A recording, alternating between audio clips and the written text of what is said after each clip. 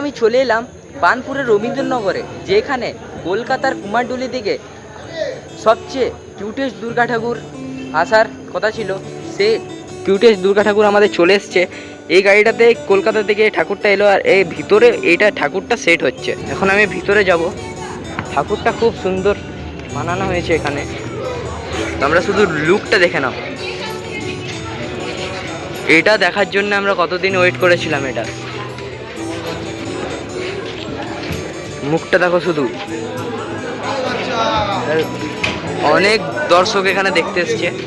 এখনই গাড়িটা ঢুকলো, তার মধ্যেই ঠাকুরগুলো সব সেট করা হয়ে যাচ্ছে।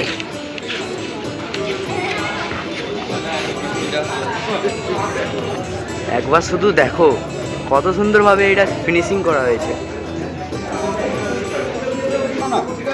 বলার যে প্রবলেমটা ওটা আবার হয়েছে, আর ওইটা আবার নাকের কাছ থেকে কানের অবধি গেছে, কী করবো?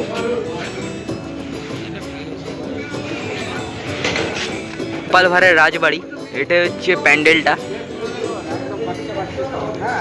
সব গোপাল ভাঁড়ের সব ক্যারেক্টারগুলো এখানে সব সাইডে সাইডে লাগানো হয়েছে। তার মধ্যে এখানে কলকাতার সবচেয়ে কিউটেস্ট দুর্গা ঠাকুর আমাদের এখানে আসানসোলের রবীন্দ্রনগরে চলে এসছে।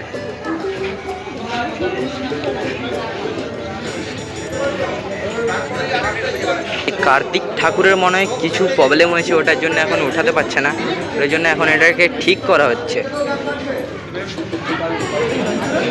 কিছু মনে হয় ফিনিশিংয়ে প্রবলেম এসছে।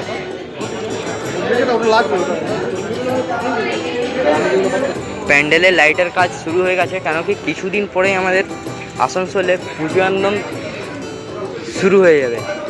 এটাই হচ্ছে প্যান্ডেলের বাইরের লুকটা, দেখে নাও কত সুন্দরভাবে বাইরের লুকটা বানানো হয়েছে।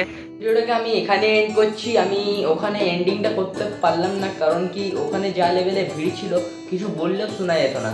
যদি এই ভিডিওটাকে ভালো লেগে থাকে তাহলে লাইক শেয়ার সাবস্ক্রাইব নিশ্চয়ই করবেন, আর যদি কিছু ভুল হয়ে থাকে তাহলে কমেন্টে নিশ্চয়ই জানাবেন। তাহলে থ্যাংক ইউ।